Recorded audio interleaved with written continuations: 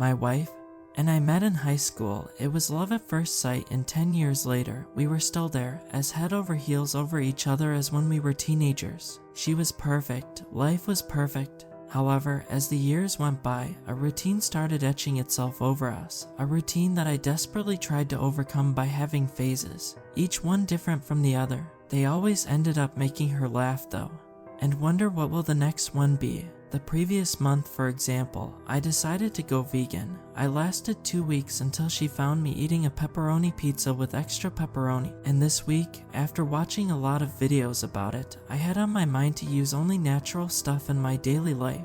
To reach my new goal, I bought a new boar bristles hairbrush, a new kohl toothbrush, a new perfume, a musk, and everything that went with it. However, for the first time, I decided not to tell her about my new resolution. Indeed, I wanted her to tell me by herself that I looked healthier, that my teeth were whiter, my breath smelled nicer, and my hair was softer. I hid everything on the unused cupboard in our bathroom, and for the trick to actually work, I put false blonde hair strands on my brush. You can buy it quite easily at the store now, and wet my unused old toothbrush every day. Everything went alright for a few days. Then I started to realize some strange things about my wife.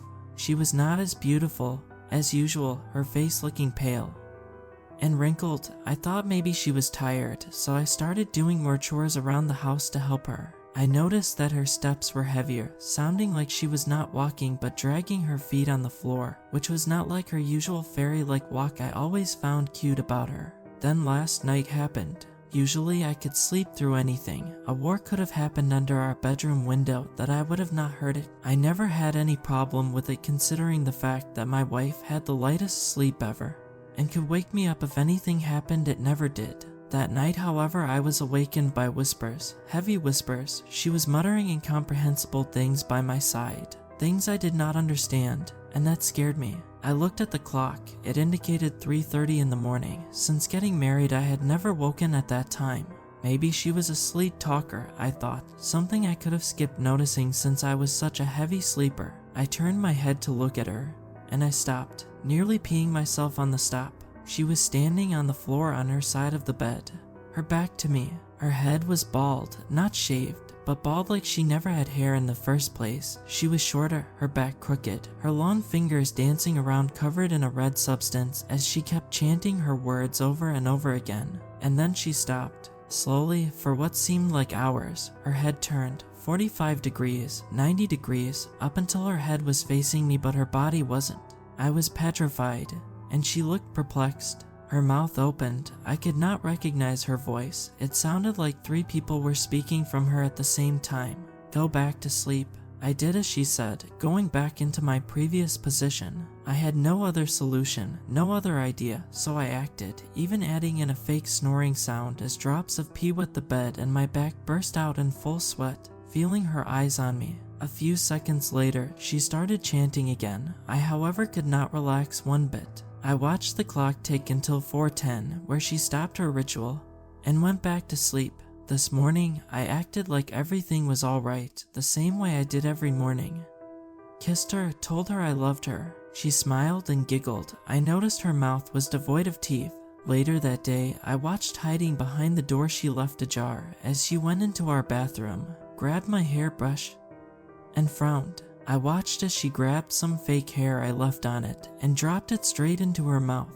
I watched as her frowning deepened. My knees buckled when she glanced towards the door, her eyes catching mine. She walked to me, smiling, her face crooked, her eyes bloodshot. Naturally, I started walking backward. She quickly grabbed my arm, planting her nails on it until drawing blood. What are you? She was full on giggling now. You had to escape the spell before our wedding anniversary. I tried running away, however I could not move anymore, my whole body feeling fixated on the floor. I watched as she put her mouth on my arms, sucking the blood out of it, feeling disgusted by the sensation of her wet teethless mouth on it. Don't worry, darling, everything will be back to usual soon. She grabbed a handful of my hair and yanked it, the pain making me yelp. Having everything she needed, she just went back into the bathroom, closing the door this time. I decided to run away. I just bolted towards the door the fastest I could. Hearing noise behind me, I looked back.